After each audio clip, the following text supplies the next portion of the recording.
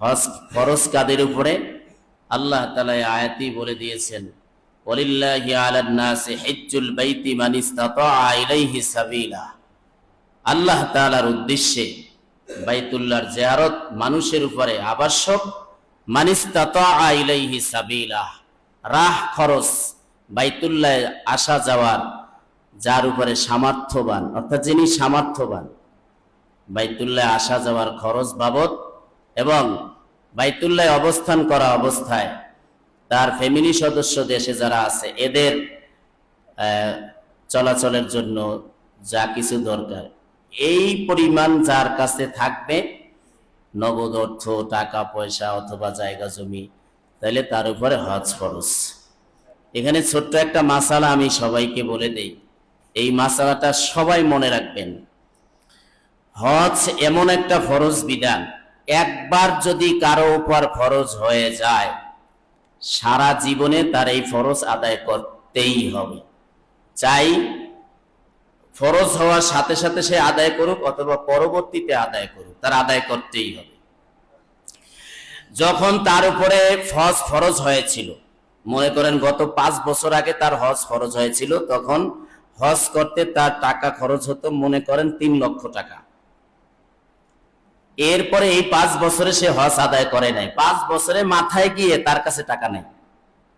এখন তার উপরে হজ ফরজ না, মানে টাকা নাই যেহেতু ফরজ না, এটাই বোঝা যায়। 5 বছর আগে তার ফরজ হয়েছিল, 5 বছর পরে আইসা এই 5 বছরে সে হজ আদায় করে নাই, চেষ্টাও করে নাই, এবং টাকাও তার কাছে নাই, টাকাও যে কোনো ভাবে তার খরচ হয়ে গেছে, এখন তার কাছে যাওয়ার মতো টাকা নাই। এই কারণে 5 বছর আগে যে হজ ফরজ হয়েছিল এই ফরজ বিধান তার থেকে রহিত হবে না, অর্থাৎ এই ফরজ বিধান তার এখনো আছে, এটা আদায় করতেই হবে। খুব শক্ত মাসালা।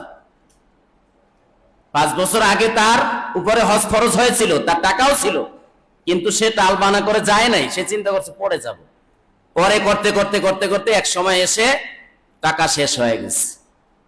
টাকা শেষ হওয়ার পরও তার এই হজ বিধান, এই ফরজ বিধান তার জিম্মা থেকে রহিত হবে না, বাতিল হবে না, এটা তার আদায় করতেই হবে। এই হলো মাসালা, খুব শক্ত। এজন্য রাসূল বলেছেন যে হজ ফরজ হয়ে গেলে তোমরা তাড়াতাড়ি হজের বিধান পালন করবে, হজ আদায় করে নিবে। কারণ হতে পারে পরবর্তীতে যে কোনো সমস্যার কারণে তোমাদের টাকা নষ্ট হয়ে গেল, বা টাকা হারিয়ে গেল, বা টাকা খরচ হয়ে গেল, তখন তো এই বিধান পালন করতে তোমাদের কষ্ট হয়ে যাবে।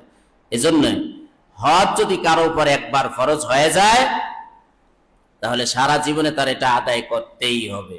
যদি সে আদায় করতে না পারে তাহলে মৃত্যুর আগে তার সন্তানদেরকে ওসিয়ত করে যেতে হবে, আমার উপরে তো হজ ফরজ হয়েছিল, আমি আদায় করতে পারি নাই, আমার পক্ষ থেকে বদলি হজ করায় দিই, এটা তার জিম্মায় থেকে যাবে।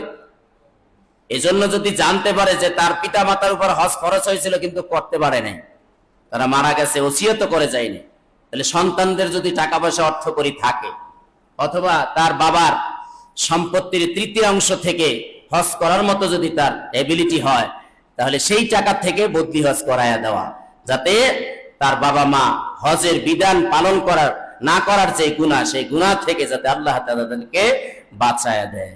হজের বিধান খুব শক্ত।